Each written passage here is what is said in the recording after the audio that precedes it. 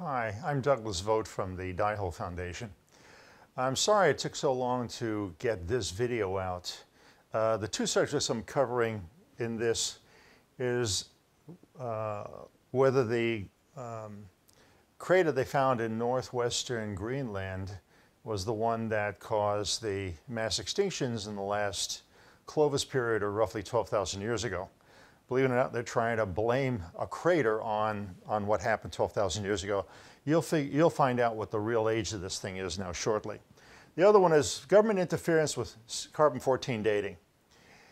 And I was kind of disturbed by it, and when I found it or discovered it, I decided to research it more and figure out why they did what they did, and was it because of plain old stupidity or more nefarious reasons, and unfortunately it was the latter.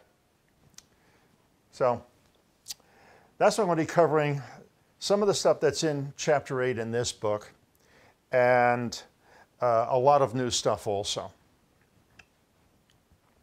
I'll explain what the Clovis period is, what they call. They found civilization or artifacts from man that was preceded the last ice age. And they call it the Clovis period, and they try to date it at 12,900 years ago. But of course, it probably was many thousands of years before the last nova. What they're trying to do is saying, okay, this thing happened then. The other part, the Younger Dryas cooling period is, like I explained, they know there was an ice age after the Clovis period ended. They had a big ice age. We had it till 11,000 years ago. So they call it the Younger Dryas period. You'll sometimes see it as YD, YDB, Younger Dryas boundary, so long as you understand.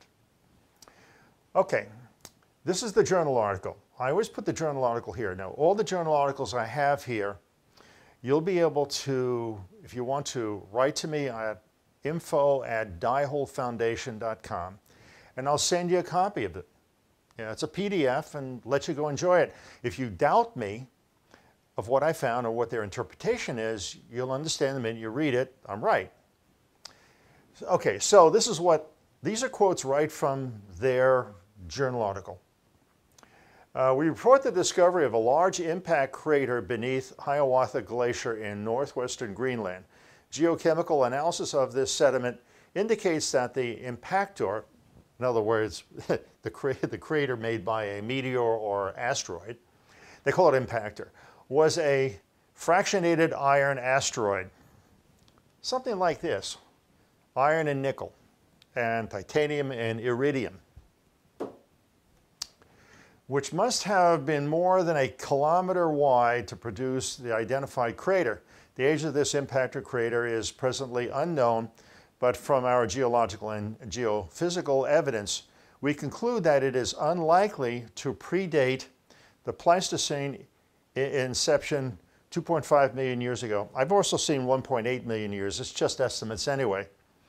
Greenland sheet. Now, you're going to find out it's a lot older than this, and I'm surprised the geologists who were involved in this thing, mostly from the Scandinavian countries in Europe, couldn't figure this one out. I mean, I was kind of surprised.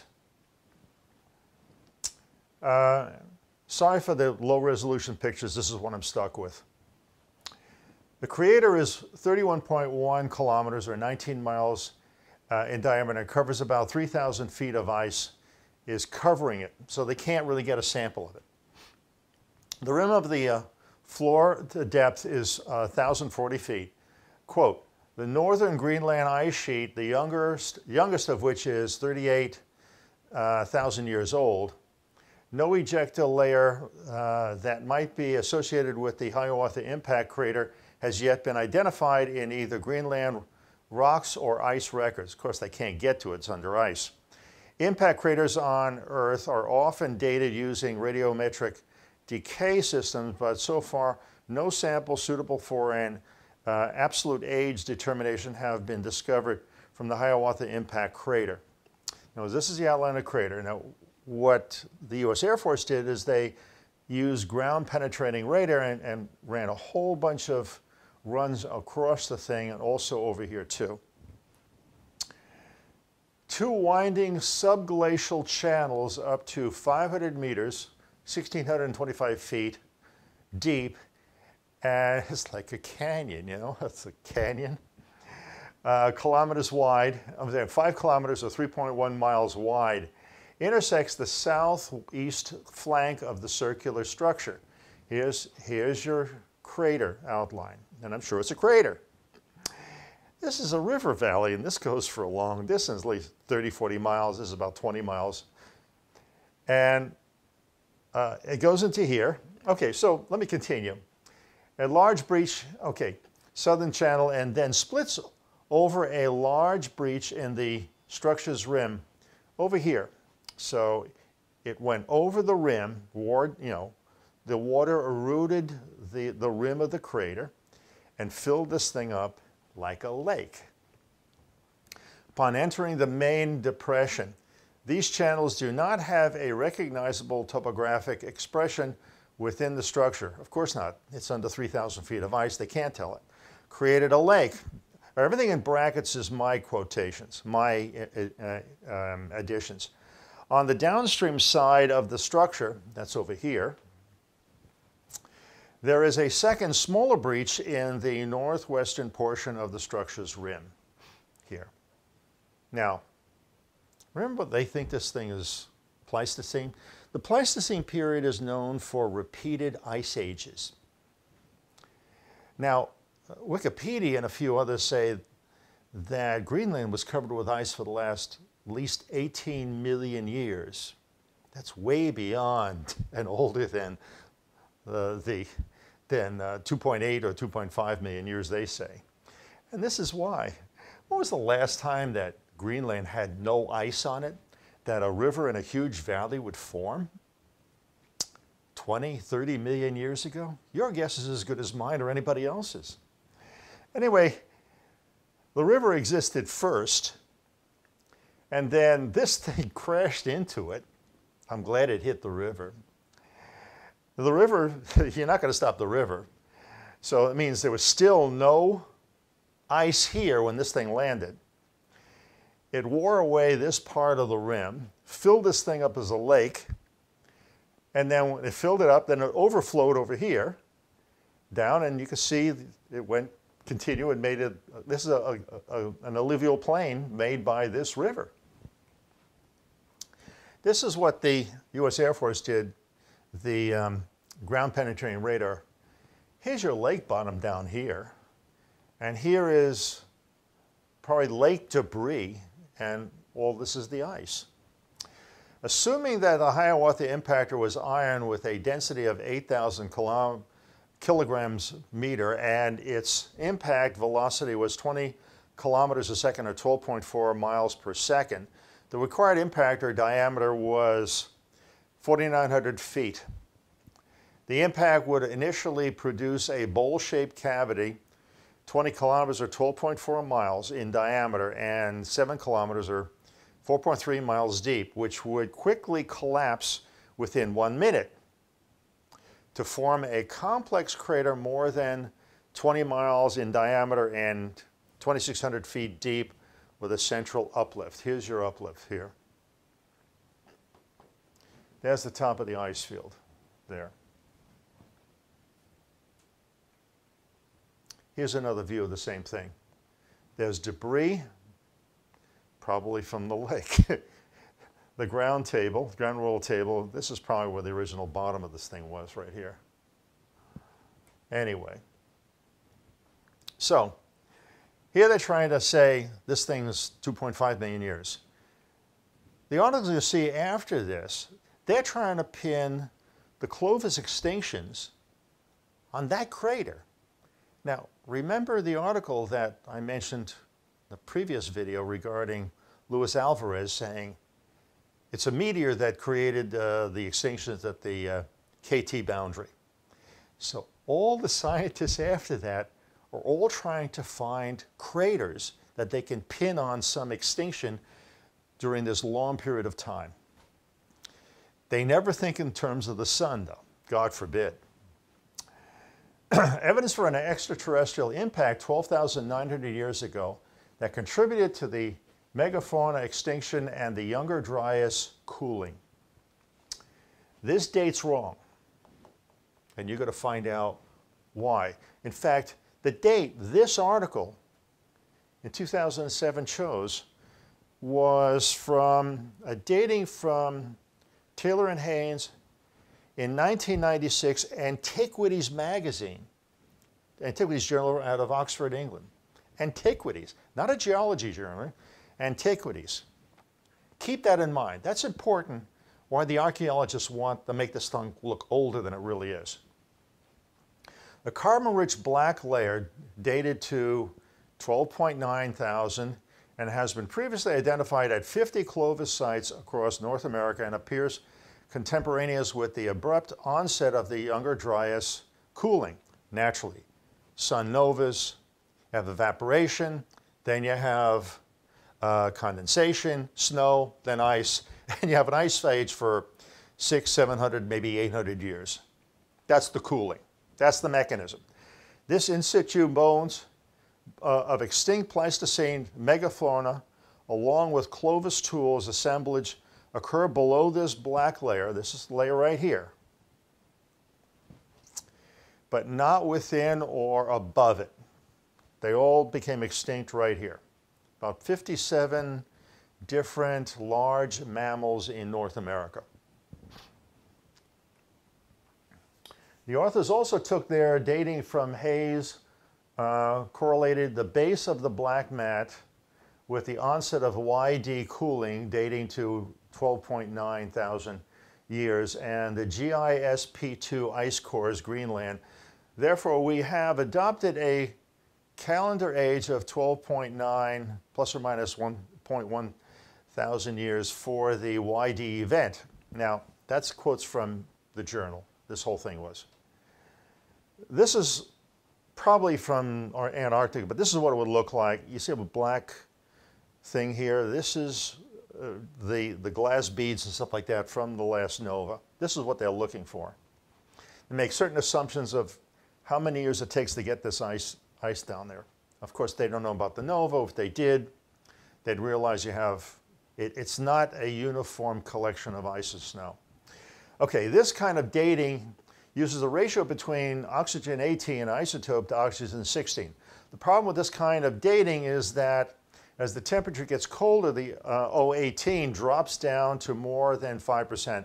Actually, you see a graph shortly, it's a lot more than 5%. If you only rely on 18 dating for ice cores, you're going to get older dates than actual. Carbon-14 is a much better method. Now, this is what happens. Since O18 is heavier than O16, what happens is it falls in the lower latitudes, the equator and up there. By the time it gets here, you have less oxygen 18. This is a graph where it shows temperature, 0 and below freezing. You can see it drops off dramatically. So if they're relying on this ratio, and it's not going to work, it's not going to be that accurate. And it's also going to look older than it really is. That's one dating issue. At the site suited, the independent radiocarbon and optical stimulation luminescence dates that tend to cluster near 13,000 were used to establish the age of YBD. For example, I said YDB. For example, the N Clovis stratum, YDB, is well dated at Murray Springs, Arizona. 8 days are averaged. There's a carbon-14 dating, 10,890, which would be close to the end of the Ice Age. Or calendar year, 12,000.92 K. I did it in red for a second, I'll tell you. The nearby Leaner site, 12 dates averaging 10,940 carbon-14 dating. They wind up revising it to 12.93.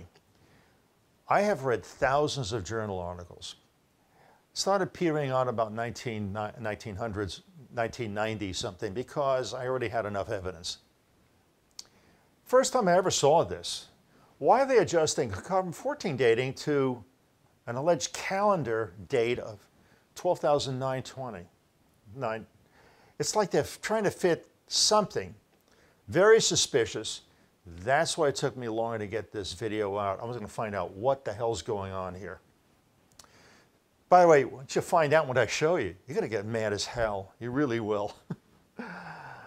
Some bay dates, Atlantic Coast Plain, that's really what they're referring to, are reported to be 38,000 years older than the proposed date for the YD. In other words, it's close to 36,000 within 3 cycles back. Hey, they found one 3 cycles back.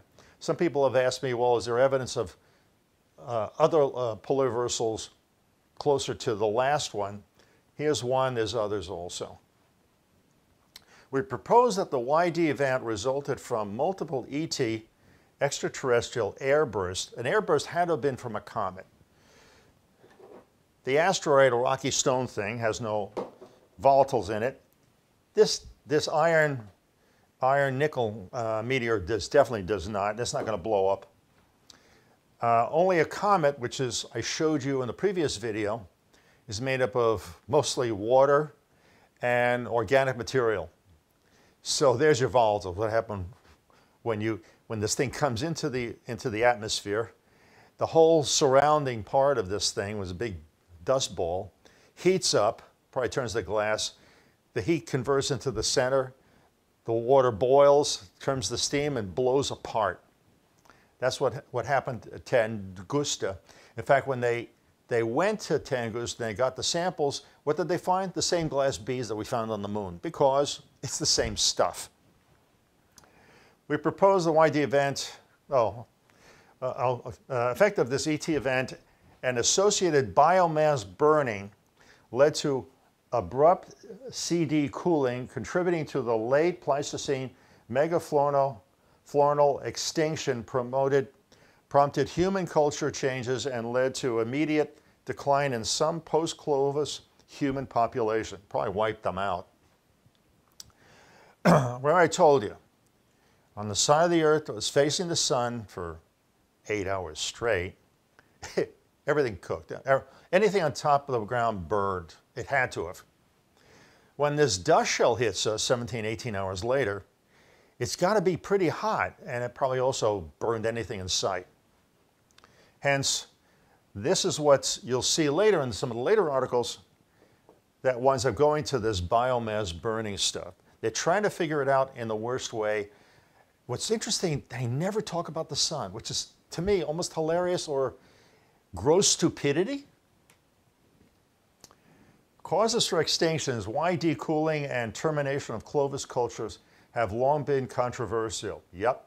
Clovis age sites in North America are overlain by a thin, discrete layer of varying peak abundance of magnetic grains with iridium, same stuff on the moon. This is all the same stuff on the moon.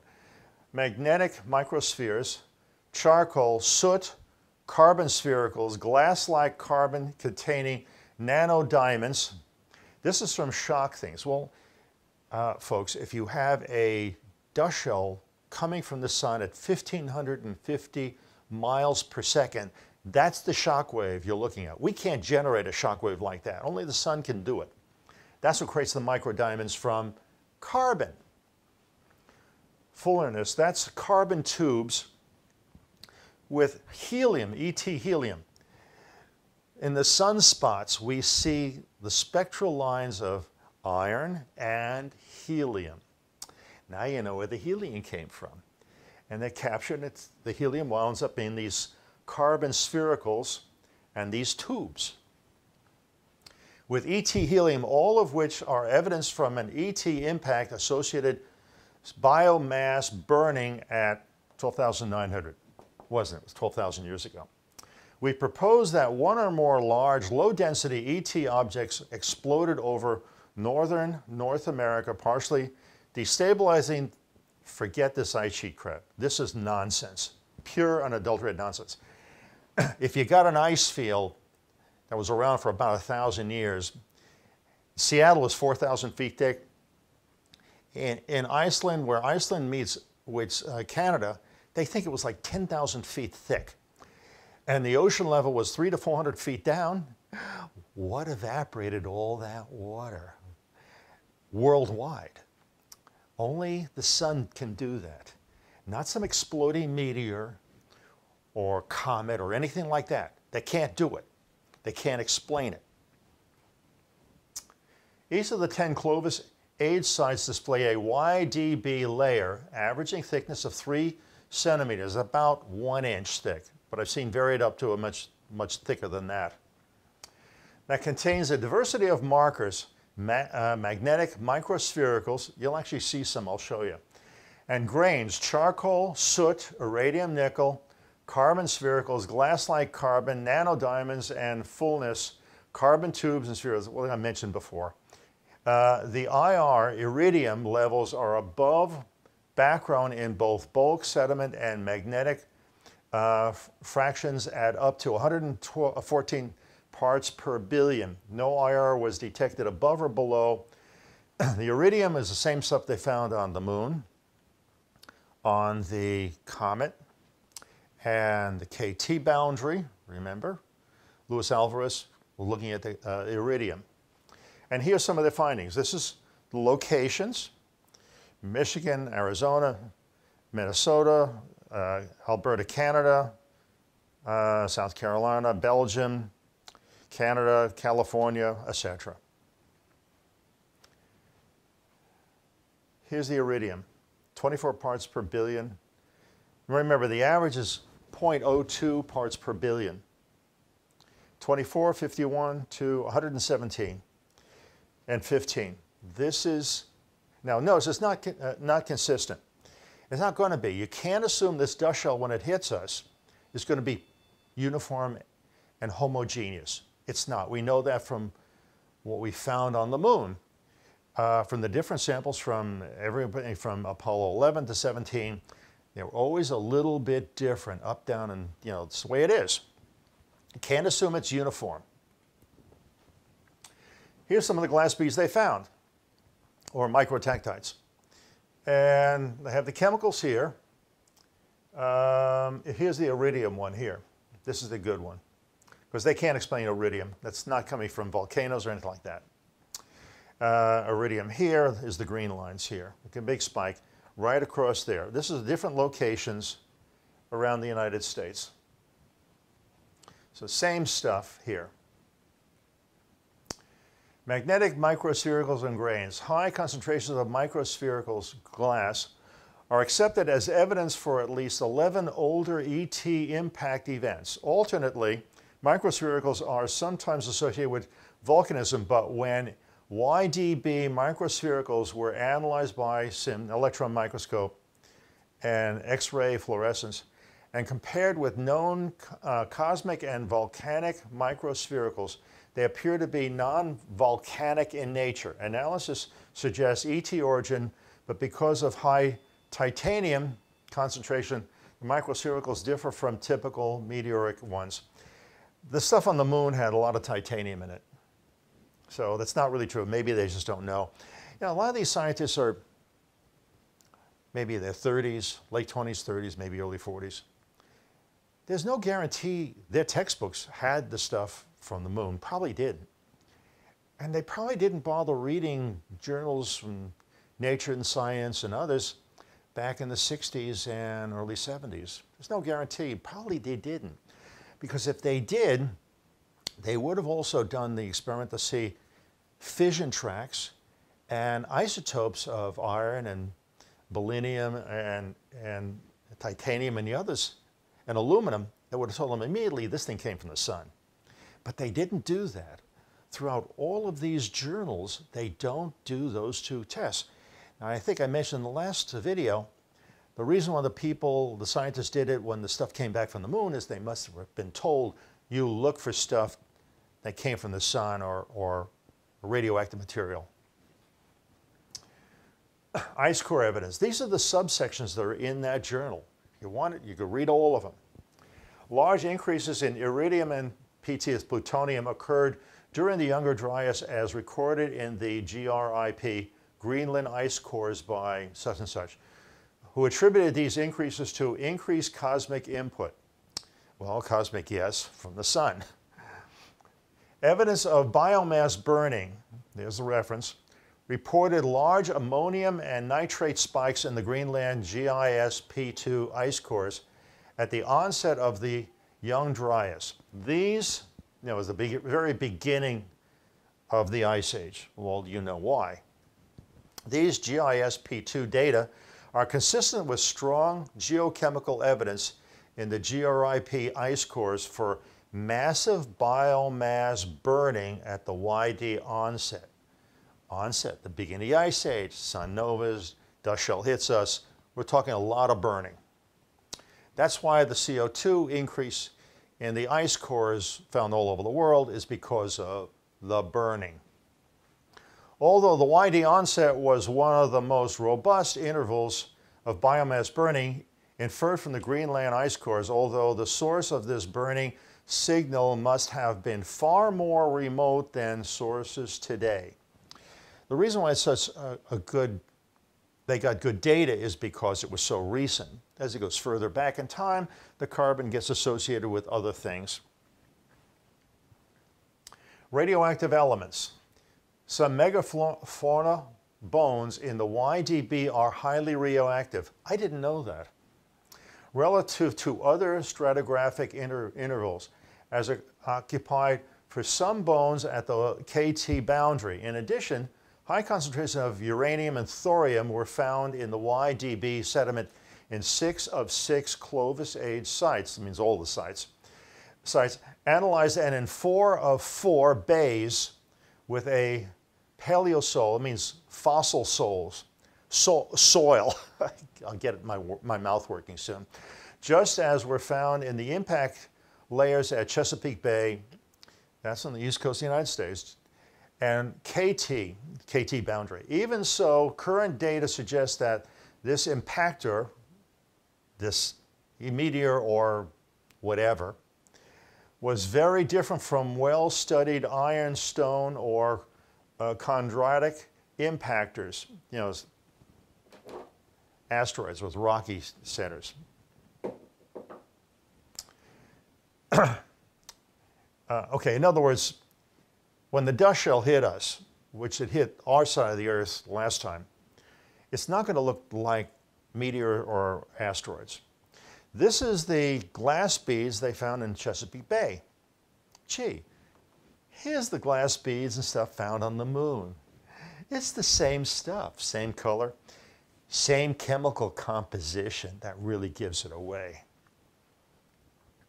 So, but they don't look at the sun, which is, scratch my head. Why?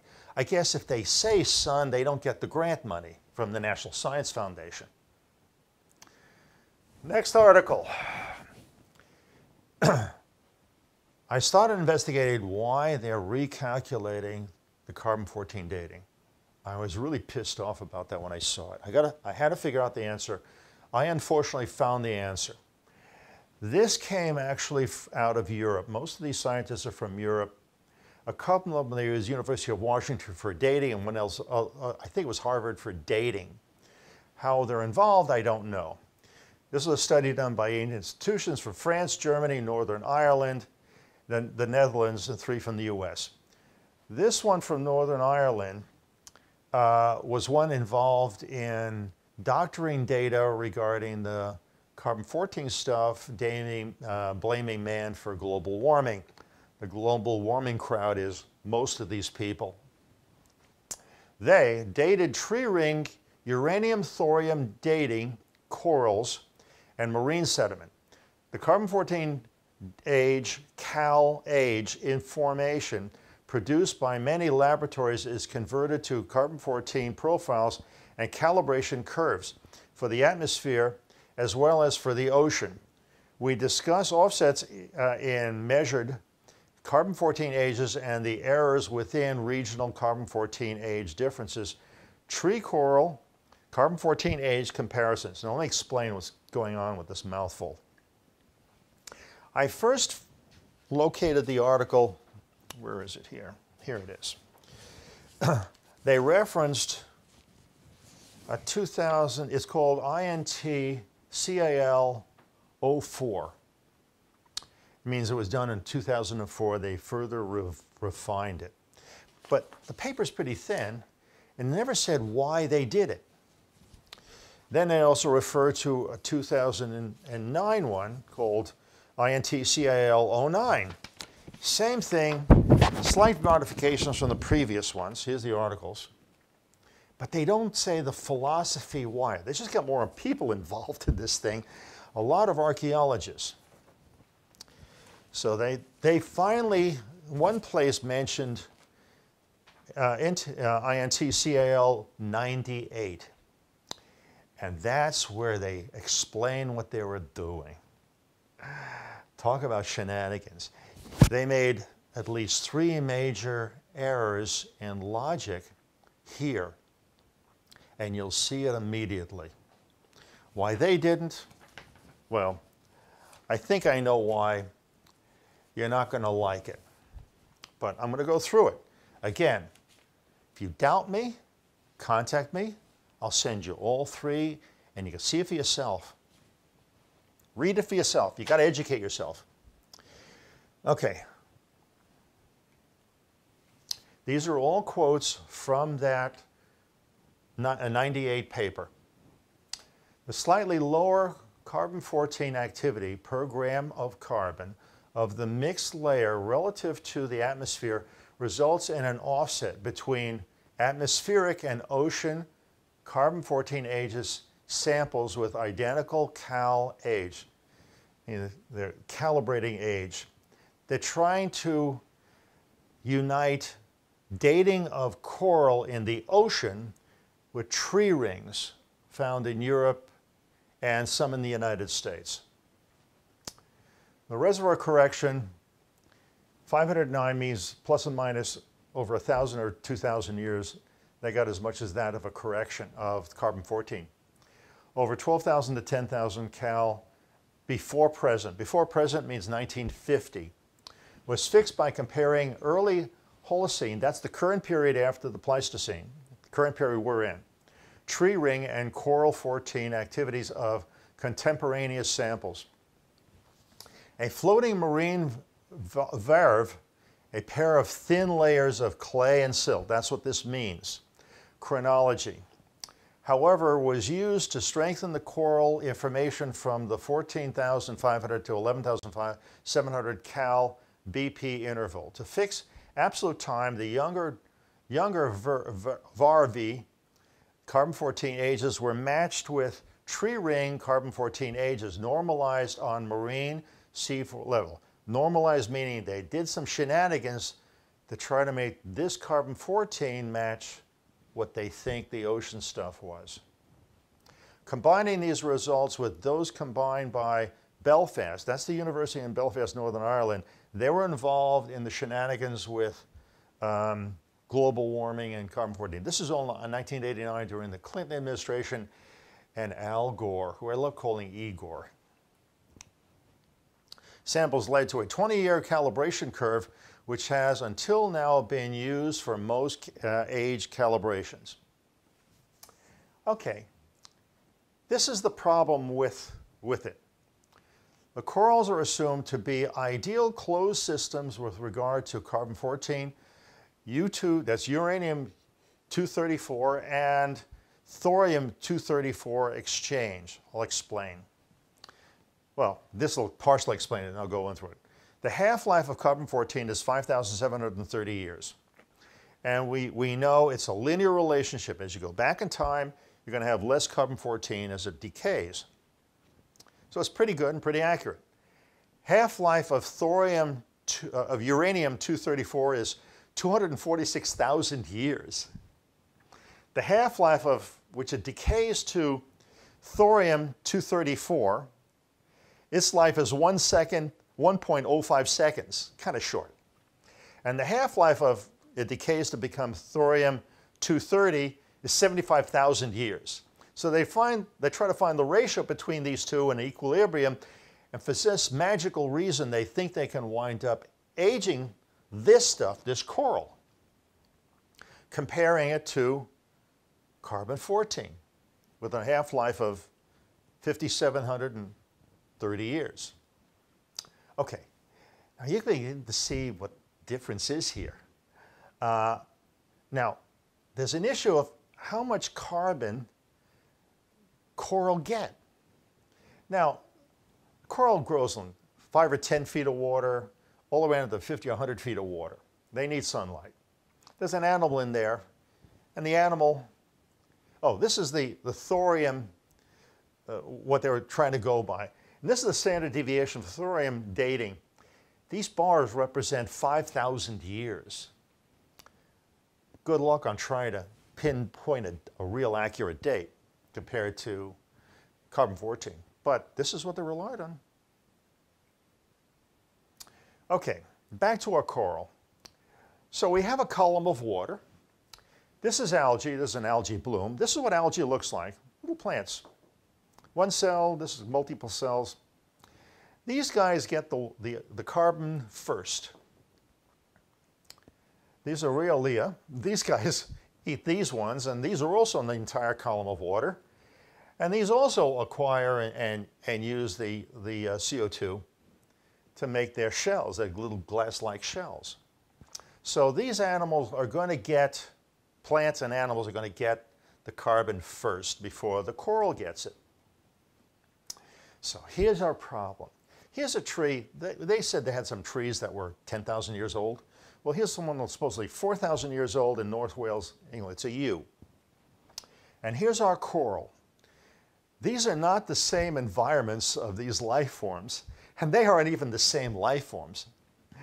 This one takes CO2 and carbon, and it makes cells, which actually sap goes through them, and they're made up of more than just carbon. And it's above ground. So it gets the carbon dioxide first. This gets carbon dioxide only after everything else above to there gets to it. But there's an animal in these corals, and the coral, when the animal does it, it takes the CO2, it creates calcium carbonate, which is what the coral is made out of. It's a totally different life, type of life, in two different, totally different environments. Why are they mixing them? You can't mix them. They're totally different. That's what these people have done. And it's done for one reason, to show that the carbon-14 dating is not quite accurate. We have to do something with it, so it's not so obvious. Here's their results. This is when you start getting mad. Carbon-14 dating of, let's say 10,400 to 300. Nah, they say it's 12,000 years old. Here's one at 9,500. Before present, they think it's 11,000 years. Got the picture? Here's another one. This is from their IntCal 13. This is where I estimated 12,000 years deep carbon-14 dating would have been. This line is how they're adjusting it. If you're dealing with this stuff, you can go to this graph and you can wind up adjusting and find out what the real carbon-14 dating was. If it says cal or current calendar, you know that's exactly what they did. 24,000 roughly here. They think it's, gee, more like 28,000. This one turns out more like 14,000, a 2,000 year difference. Here's roughly 36,000. We're almost at 40,000, like 39,000. So like 2,000 to 3,000 plus year difference, which makes the carbon-14 dating accuracy eliminates it. I mean, you don't see it then. They're doing this for a reason. Now, there's some magic going on between the carbon-14 dating and then all of a sudden they have a number that's different. Really wild. So in article in the paper IntCal 04, they finally said what they did. Besides the shenanigans in the first paper. So here you're taking tree ring stuff, data, atmospheric carbon-14 dating. And you know what they're using for the statistical model to make it come out what they want? Random walk model. Now, what's the random walk model? The random walk theory suggests that changes in stock prices have the same distribution and are independent of each other. Therefore, the past movement or trend of a stock price or market cannot be used to predict its future movement. This theory and model is used for stocks and bonds and the price of currency, not on something that you know what it's doing over time. It's going to decay. It's not random at all. They're using a model, a statistical model, to play a game to adjust carbon-14 dating so you don't really know the age of stuff. InCal 09, Marine Radiocarbon Age Calibration Curves, 0 to 50,000 years. And I'm sure people are actually using this, geologists, to try to date their stuff, and they're getting wrong numbers. Here, this is what they have, to give you an idea. This is 12,000 years, carbon-14 dating, 12,000. So there's a variance here. So it's either 13,500, 607, either 13,700 years, or it's 14,000 years, which you cover right off the bat. So it's like 1,800 to 2,000 year difference. They're trying to erase the 12,000 year cycle so you don't see there's a pattern to the destruction. You got it? Here's another one at 24,000 years. So 24,000 is where it is. And it intersects here, right down here to 28,500. Do your math, that's, gee, 4,000 year difference. They really want to erase it, don't they? Or as high as 28,900. Yeah, 28,900. So that's your standard deviation here. But this is all, by the way, these represent everything from coral to carbon-14 dating of tree rings, which is kind of a weird thing to wind up doing.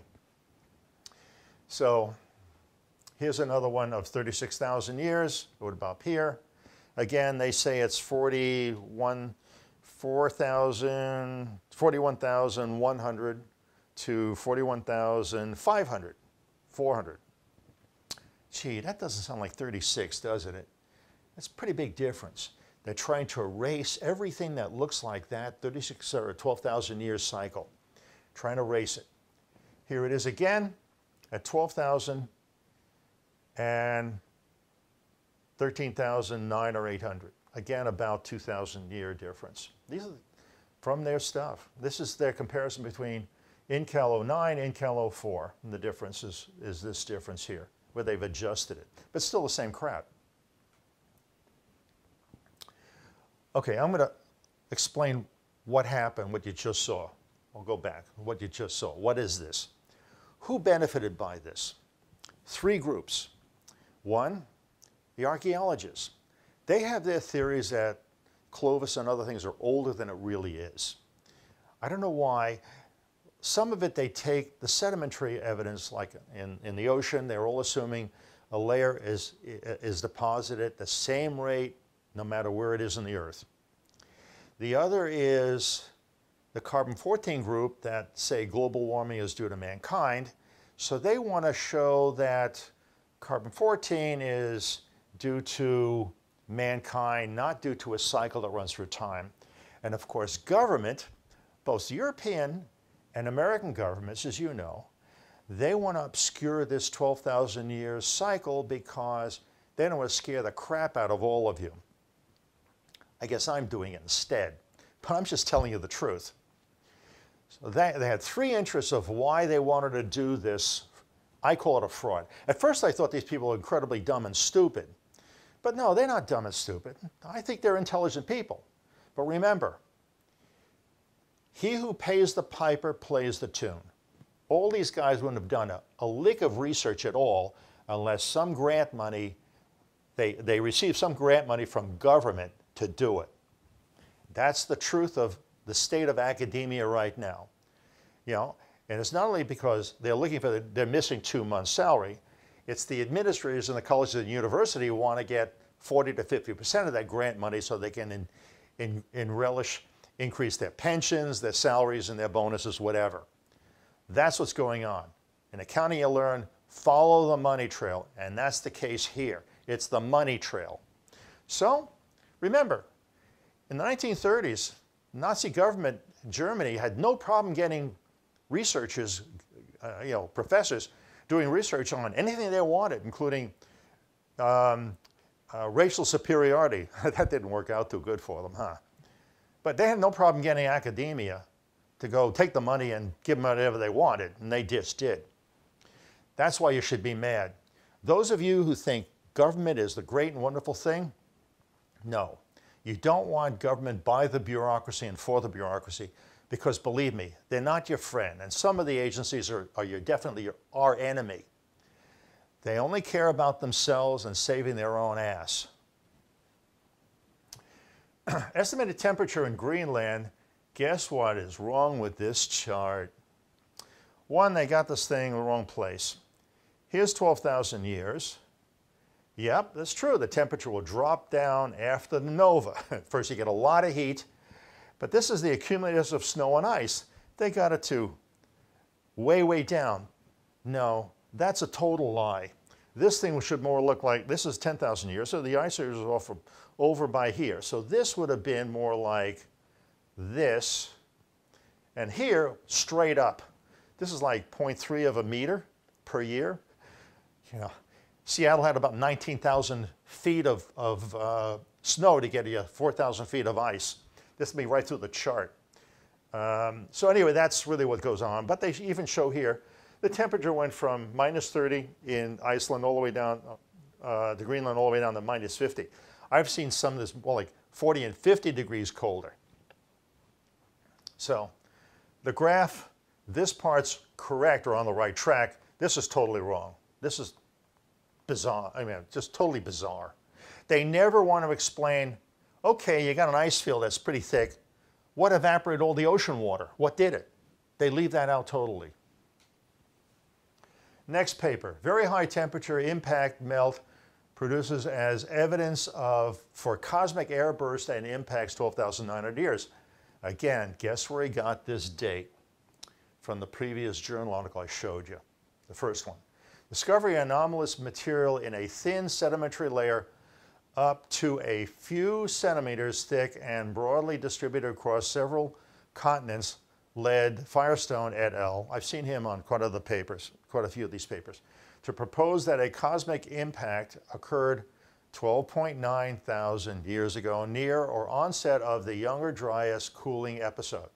The purpose of this paper seems to be to try to prove that the impact crater I showed you in Iceland is the thing that caused this extinction and the ice age.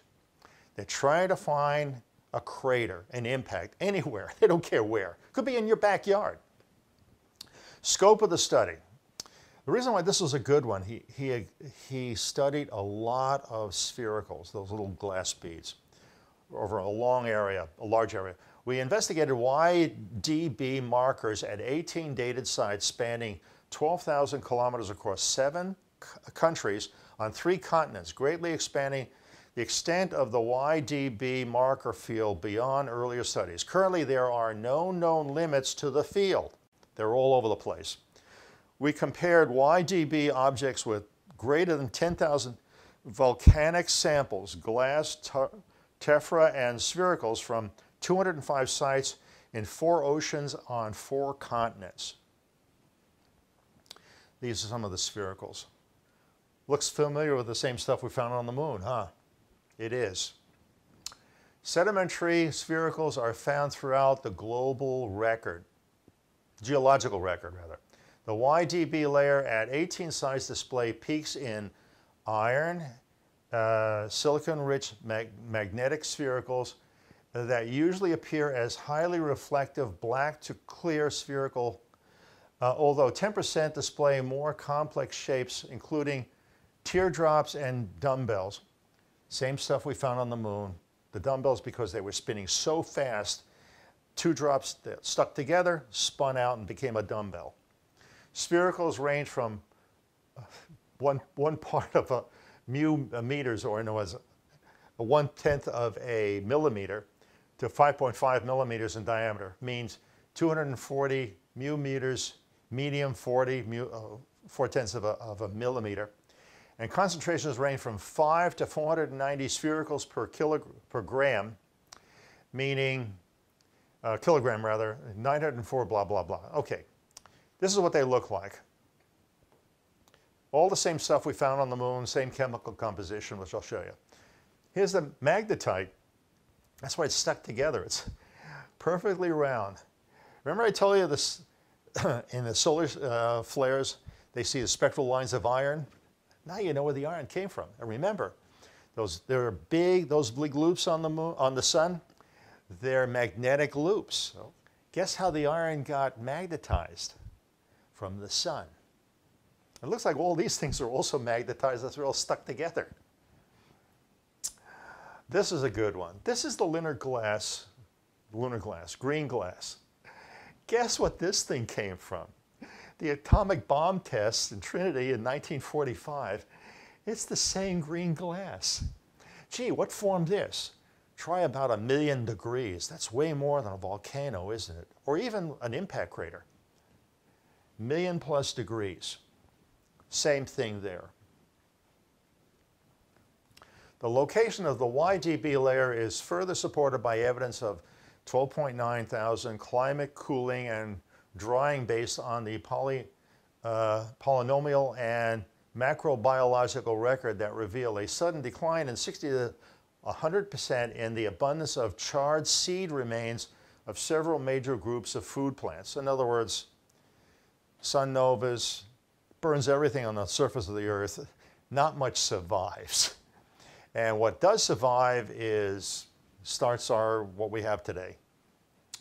Evidence for, this is another article, evidence for the deposition of 10 million tons of impact sphericals across 4 continents 12,800 years ago. There's your reference. Again, it's really 12,000 years ago. An increasing body of evidence suggests that major cosmic airburst impacts with Earth occurred at the onset of the Younger Dryas episode, triggering abrupt cooling and causing major environmental perturbations that contributed to megafloral extinctions and human cultural changes, called mass extinctions, or all hell broke loose. Other criteria help confirm the identification of a YGB layer, including the stratigraphic distribution of archaeological artifacts found either in the sampling location or in vicinity of 12 sites, including 10 in North America, that contain projectile points and other artifacts from Paleo-American cultures. This is where the archaeologists take it. They wanted this thing to be as old as possible. And they influenced what you saw earlier, this shenanigans with the carbon-14 dating. This is the area that he analyzed: North America, Europe, part of South America, China, India, Australia. It's called the Australian stuff. They sound this. The next video, I'll cover the stuff that was found in Antarctica, as well as the mass extinctions, the creation of new species that they cannot explain. Here's the areas that he wound up studying and getting stuff from.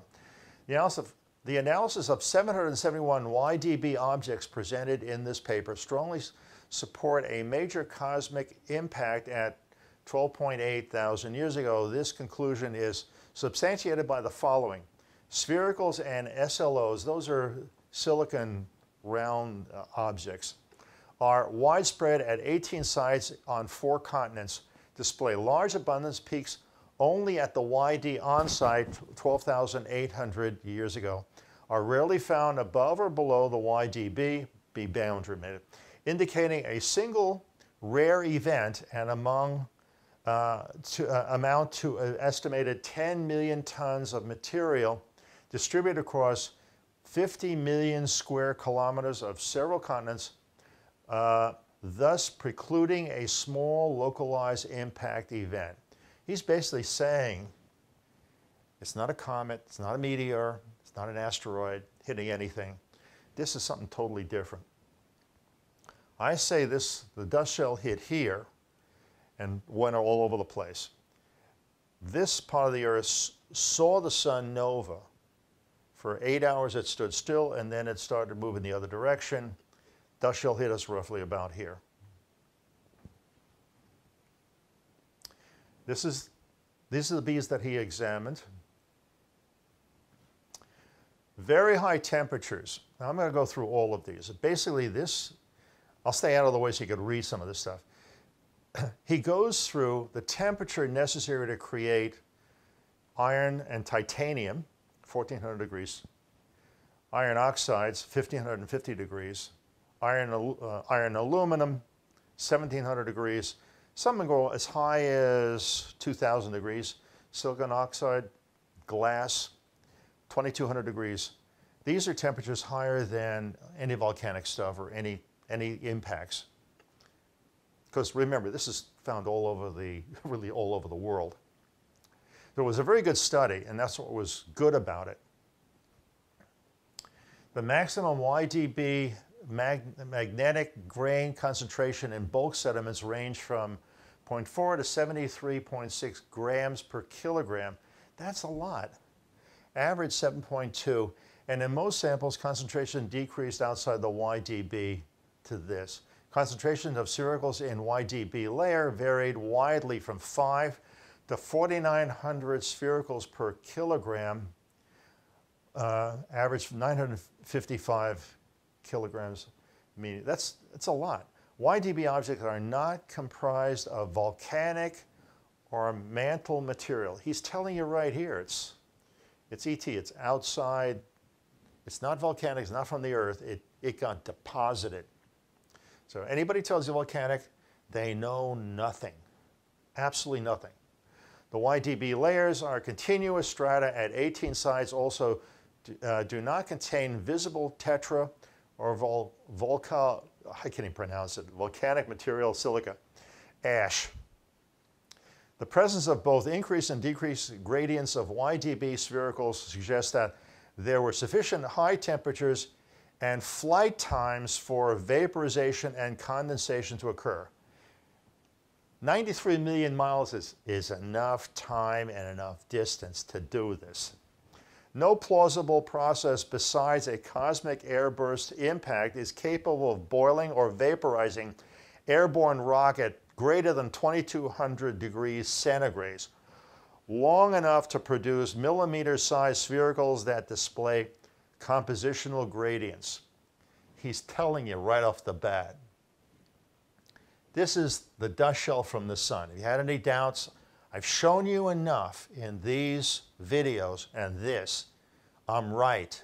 Our sun novas, we got two things. One, on the side of the Earth that stands still, gets a chance to get baked by seeing the sun. And then 17 to 18 hours later, it gets the dust shell that also does a good cooking and a dusting. Extraterrestrial impacts before the last ice age. These results show that the incineration of biomass at 1730 to 2600 degrees centigrade can produce glassy sphericals, and we conclude that a significant percentage of YdB aluminum silica rich sphericals could have formed by the impact-related incineration of biomass, but not the high iron sphericals, nor the titanium ones or the iridium ones also. Requisite temperatures of 1730 degrees centigrade above the maximum temperature ever recorded in a wildfire. They did not test for fission tracks or isotopes of the elements. They did. This is a dead issue. This picture I showed earlier where they try to give the idea a comet comes down or a meteor comes down and it blows up and this fireball spreads over the whole world and cooks the place. Total lie. It's crap.